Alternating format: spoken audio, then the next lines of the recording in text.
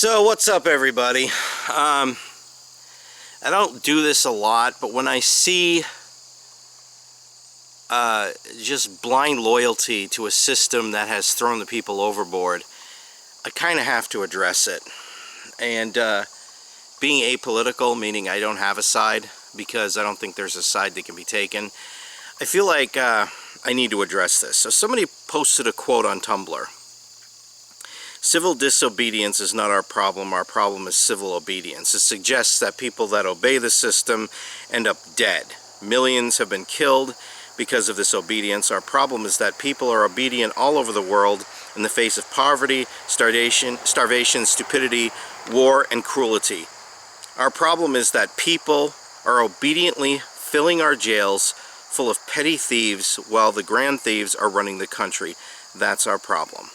This is where the argument starts. So this person, PA Dude 90 on Tumblr, the purpose of the government is to take care of the citizens.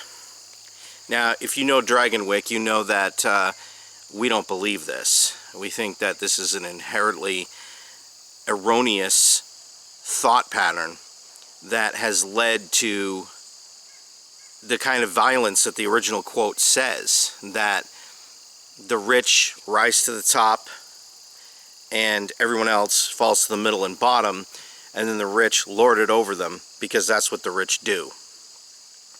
And we responded with no, it's not, and if you were smart, you really wouldn't want this. Civil disobedience is how you put the government on notice, not how you comply. He writes back, oh, but it is. Safety and health is not civil disobedience, so yes, I do want this. It would be worse without government. Why do you think we have a military? Here's the response, and you'll note that this is completely on point for anything I've ever said. To keep those of poor DNA in line. This is something the elites actually believe. They believe that they are of great DNA and that everybody below them is of poor or average DNA. And those people, because of those strands, are not fit to rule or lead or make any decisions on anyone's behalf, even their own. You think, I continue to write, you really think the government gives a crap about your health? My health? They care about how the unwashed masses affect their health, their income, and their comfort. It's about them. Compliance is often the yardstick of surrender. He wrote back, keep on with your conspiracy theories, but okay. So by using that conversation tactic, he's immediately dismissed me as being somebody who is got a tinfoil hat on, and I'm just out there, you know. I just believe whatever flavor of the minute. But the thing is most of the conspiracy theories that come out, I think, are ridiculous. There are some things that I come up with on my own that may or may not be somebody else's conspiracy theory. And it's not really a conspiracy theory, it's observational knowledge. It's looking back at history and saying, wow, this is what happens time and time again. And whenever the people comply, they wind up in the dumpster.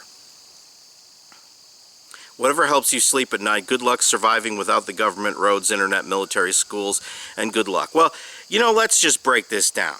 So the government's supposed to take care of the people, yet food costs us money, even though 130 years ago, most people, well, let's say 150, most people had a garden and some sort of livestock in their yard. I do say most people because there were cities, and the people that gathered in the cities didn't have the space for those things, so they would go to the market. But the people that resided in the cities were often much more wealthier and therefore had the income. While as people that live where I am right now in the countryside, a lot of them didn't have a dime to their name from the point they were born to the point they died. And yet they still ate, they still had clothing, they still had materials, they still had a house and some sort of shelter. So you've got the two different aspects of this story happening.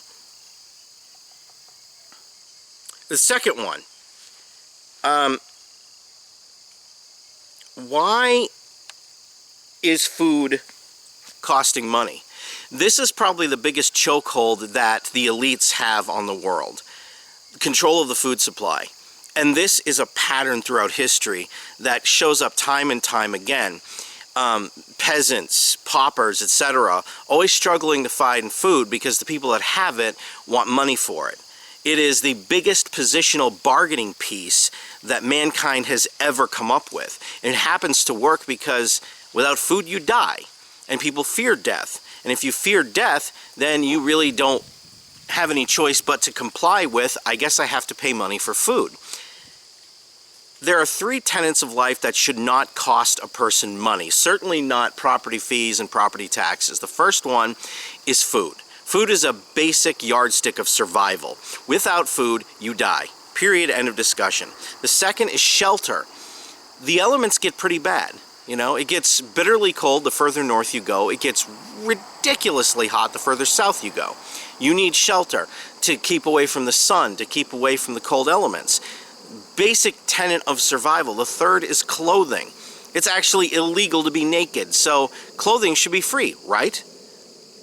I digress. At one point, people would go out and shear the sheep and then go to their loom and make clothing, stitch it together, and they would provide for themselves. But thanks to Bernays and his propaganda of the 1920s and convincing society it needed to be consumerist instead of providing for themselves, we've had 100 years now where we've been in this system, and this right here is evidence of how ingrained it is. This person cannot imagine a world without internet, without roads.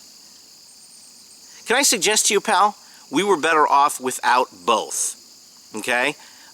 Simply because nobody bothered you first and foremost. There was no neighbor next door that was worried about, you know, whether or not you had, you know, a garbage can in your front yard in the wrong place because he's part of the HOA.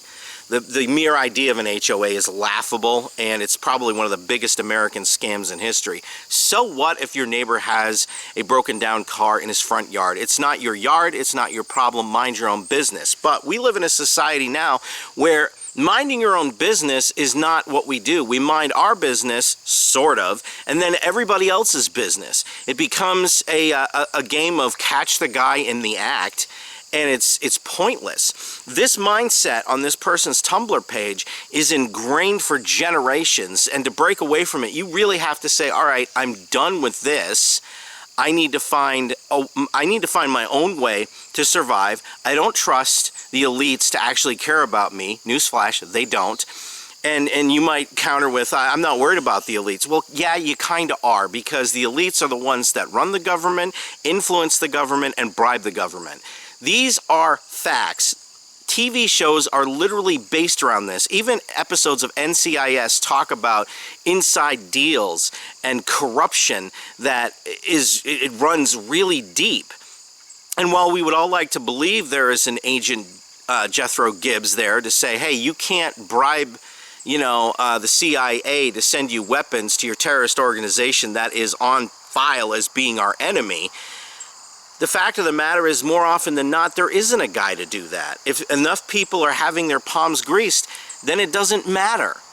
See, what you're considering a conspiracy theory is actually not a conspiracy theory at all. It's an observation of history. And people who don't know history are doomed to repeat it. People who do know history and are in positions of power are probably going to utilize it as a blueprint on how to succeed and remain on top while everybody else remains on bottom.